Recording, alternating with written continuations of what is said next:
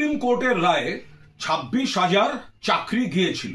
তাতে একদল বলেছিলেন সকলের চাকরি খেতে হবে এবং একদল পৈশাচিক আনন্দ করেছিলেন। মাননীয় মুখ্যমন্ত্রী পাশে দাঁড়িয়েছেন তাদের যাদের জীবনের ওপর যন্ত্রণা নেবে হলো। রিভিউ পিটিশন হচ্ছে, পাশাপাশি সুপ্রিম কোর্টকে সম্মান দিয়ে পরীক্ষার পদ্ধতি হচ্ছে এবং তার পাশাপাশি গ্রুপ সি গ্রুপ ডি যারা আচমকা চাকরি হারিয়ে পরিবারগুলো পথে বসেছিল তাদের আর্থিক সুরক্ষা দিতে অন্তর্বর্তীকালীন একটা ভাতা, একটা রিলিফের ব্যবস্থা করেছিলেন মুখ্যমন্ত্রী।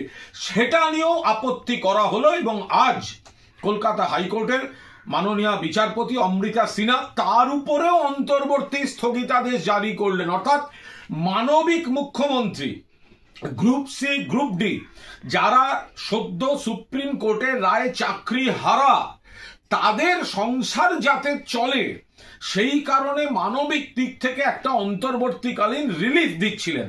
সেটা আটকাতেও কারা কোর্টে গেল, কারা কোর্টে গেছে এদের দেখুন, এদের চিহ্নিত করুন।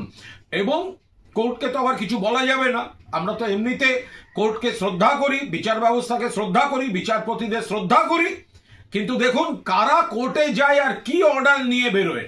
তো সেখানে আমরা দেখলাম যে অমৃতা সিনহা তিনি অন্তর্বর্তীকালীন এই ভাতা সেটাও আপাতত অন্তর্বর্তীকালীন স্থগিতাদেশ দিলেন। আইনে কি করবে রাজ্য সরকার সেটা রাজ্য সরকার আইনগত দিক থেকে দেখবে, কিন্তু আমরা বলবো বন্ধু তোমার পথের সাথীকে চিনে নিও, পথে কে পাশে থাকে আর কারা চাকরি খাবো, অন্তর্বর্তীকালীন ভাতা পেতে দেব না, বিপদে পাশে থাকবো না, লোককে কষ্ট দিয়ে চোখে জল ফেলে তাই নিয়ে বিরোধী রাজনীতি করব, এদেরকে চিনে রাখতে হবে।